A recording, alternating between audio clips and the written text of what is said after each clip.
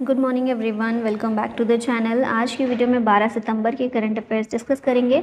शुरू करते हैं। पहला क्वेश्चन है, who inaugurated the 2024 Semicon India conference and exhibition. इसको इनॉग्रेट किया नरेंद्र मोदी ने, हमारे प्राइम मिनिस्टर ने। कहाँ पर यह एक्सपो हुआ? ये Semicon India conference Greater Noida Uttar Pradesh में 11 सितंबर के दिन कंडक्ट की गई। 11 से 13 सितंबर ये चलेगी and it will project India as a rising investment destination in the world semiconductor market. SEMI in collaboration with मुंशन इंडिया और union ministry of information technology, इन्होंने मिलकर सबने इसको ऑर्गेनाइज किया। सेमी एक ग्लोबल एसोसिएशन है सेमीकंडक्टर इंडस्ट्री का, और इस सेमिकॉन इंडिया 2024 की थीम क्या है? Shaping the semiconductor future. Aim क्या था इसका? सेमिकॉन इंडिया 2024 का एम है इसका to provide a platform for global leaders, semiconductor industry experts, academia and government officials to interact and explore opportunities to invest in the Indian semiconductor sector. India का electronic sector जो है वो उसकी value कितनी है? Over 150 billion dollar की है, और गवर्नमेंट का एम है कि 2030 के एंड तक इसे हमें ये जो वैल्यूएशन है 500 बिलियन डॉलर तक पहुंचाना है। गवर्नमेंट ने लॉन्च किया है सेमीकंडक्टर मिशन 2022 में to encourage investment by domestic and foreign investors in the Indian semiconductor sectors. Where was the second Asia Pacific ministerial conference on civil aviation held. ये conference कहाँ पर हुई? नई दिल्ली, भारत में ही हुई। भारत के द्वारा एशिया पैसिफिक मिनिस्टीरियल कॉन्फ्रेंस को ऑन सिविल एविएशन इसको होस्ट किया गया। पहली इस तरह की कॉन्फ्रेंस हुई थी 2018 में बीजिंग, चाइना में। ठीक है, एशिया पैसिफिक रीजन की जो भी कंट्रीज़ हैं उनके बीच में कोऑर्डिनेशन के लिए इसको किया गया कंडक्ट। ICAO ये क्या है? इंटरनेशनल सिविल एविएशन ऑर्गेनाइजेशन, क्योंकि सिविल एविएशन की फील्ड में ही कोलैबोरेशन के लिए ये किया गया है, इस कॉन्फ्रेंस को कंडक्ट किया गया, तो इसीलिए हम इसकी बात करें ICAO की। इसे सेटअप किया गया था 1944 में as a United Nations agency. It works to develop a safe and sound global aviation system by setting the rules and standards. 193 countries इसके मेंबर्स हैं। हेडक्वार्टर है मॉन्ट्रियल, कनाडा में। अब ये जो ICAO है इसने 7 रीजनल ऑफिस सेटअप किए हुए हैं for better coordination among its member countries. Asia Pacific region के लिए ICAO ने इस्टेब्लिश किया है Asia Pacific office in 1948 in Melbourne, Australia. फिर 1955 में ऑस्ट्रेलिया से इसे शिफ्ट करके बैंकॉक, थाईलैंड में किया गया। और जो एशिया पैसिफिक वाला ICAO का ऑफिस है इसमें 39 कंट्रीज मेंबर हैं। How many agreements have been signed between India and UAE? तो टोटल 4 एग्रीमेंट इंडिया और UAE के बीच में साइन किए गए हैं। Abu Dhabi national oil company ने इंडियन ऑयल कॉरपोरेशन के साथ में LNG के सप्लाई के लिए एक MOU साइन किया है। फिर एक MOU एमिरेट्स न्यूक्लियर के साथ में साइन किया गया है regarding the operation and maintenance of Barakah nuclear plant Abu Dhabi में, जो कि है। गुजरात गवर्नमेंट ने Abu Dhabi based PJSC company के साथ में एग्रीमेंट साइन किया है for the development of a food park. This park is likely to come up in Gundanpara area और इन अहमदाबाद। रिसेंट एग्रीमेंट्स यहाँ देख लेते हैं। हाइड्रोजन फ्यूल सेल फॉर बस, इसके लिए इंडियन आर्मी और IOCL के बीच में एग्रीमेंट साइन हुआ है। AI का यूज़ किस तरह से किया जाए टू एनहांस रोड सेफ्टी, इसके लिए NHAI और IIT दिल्ली के बीच MOU साइन हुआ है। For management of Chabahar port, India और ईरान के बीच में एग्रीमेंट है। To advance renewable energy in India, Apple और क्लीन मैक्स के बीच में है। To promote the use of local currency, RBI और बैंक इंडोनेशिया के बीच में। और to promote Ayurveda, ministry of AYUSH और थाईलैंड के बीच में एग्रीमेंट साइन किया गया है। Crop festival Nuakhai has been celebrated recently in which state? Nuakhai festival जो उड़ीसा का त्यौहार है।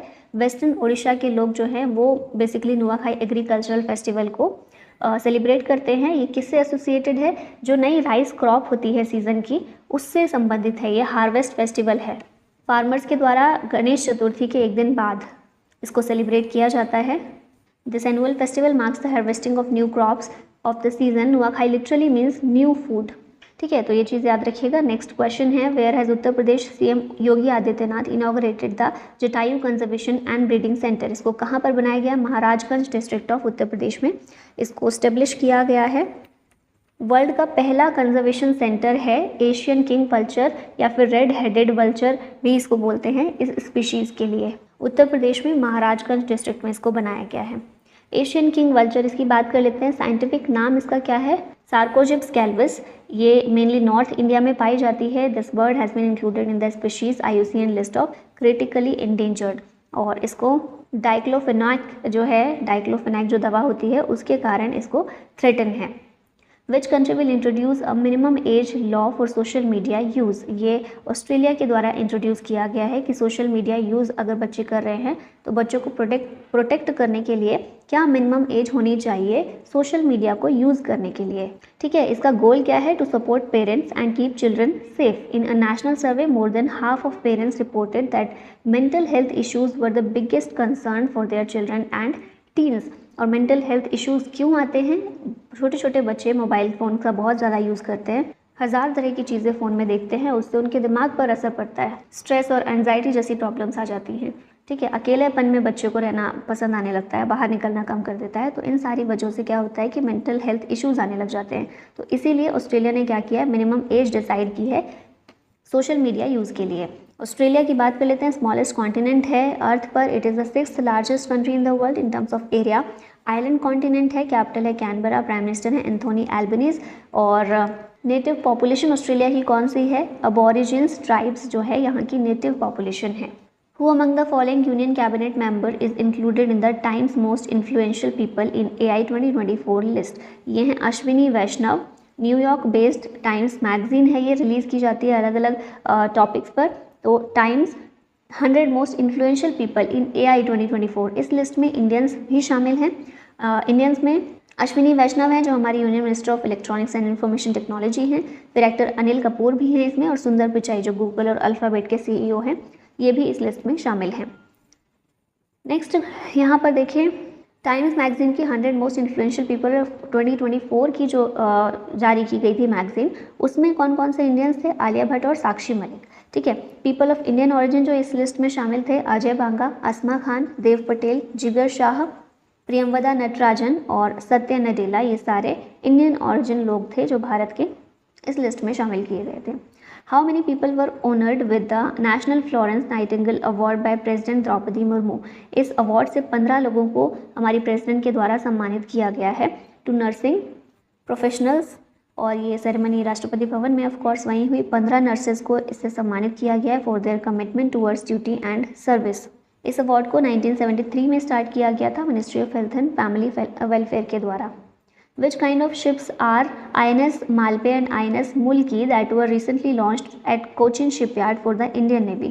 तो ये किस तरह की शिप्स हैं? दोनों एंटी सबमरीन वॉरफेयर वाटरक्राफ्ट्स हैं, इंडिजिनसली बिल्ट है ये anti submarine warfare shallow watercrafts INS Malpe और INS मुल्की।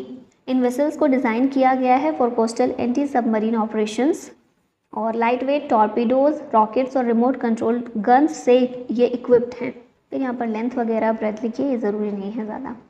Who won the Singapore literature prize for English fiction for the short story cycle 9 yard sarees? अपनी शॉर्ट स्टोरी साइकिल के लिए 9 यार्ड सारीज़ के लिए सिंगापुर लिटरेचर प्राइज़ दिया गया है इंग्लिश फिक्शन में। किसको दिया गया? प्रशांति राम को दिया गया है। नाम याद रखिएगा इनका, और इनका जो ये शॉर्ट स्टोरी साइकिल है इसका। नेक्स्ट यहाँ पर अवार्ड्स जो लिटरेचर में की फील्ड में दिए गए हैं उनको रिवाइज कर लेते हैं। वाओ वर्ल्ड लिटरेचर प्राइज़ दिया गया है कन्नड़ पोइट ममता जी सागर को। 2023 JCB प्राइज़ लिटरेचर के लिए तमिल राइटर पेरुमल मुरुगन को दिया गया है for fire bird. PEN Pinter prize Arundhati Roy को दिया गया है for her writings unflinching and unswerving. 33rd Vyas Samman Pushpa Bharti को दिया गया है फॉर 2016 मेमोयर यादें यादें और यादें। 33rd सरस्वती सम्मान दिया गया प्रभा वर्मा को for his verse novel Raudra Satvikam. 29th Devi Shankar Awasthi award Nishant को दिया गया है for his criticism book Kavita Pathak Alochana. International Booker prize German author Jenny Erpenbeck को मिला, और इस बुक के जो ट्रांसलेटर हैं माइकल हॉफमैन, इनको मिला है कैरोस नाम की बुक के लिए। Booker prize 2023 Irish author Paul Lynch को दिया गया है फॉर प्रॉफिट सॉन्ग।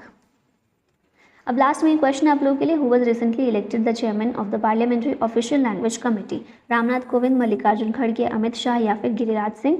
आंसर बताइएगा कमेंट में, और इसी के साथ वीडियो का होता है end. Thank you so much for watching. Jai Hind.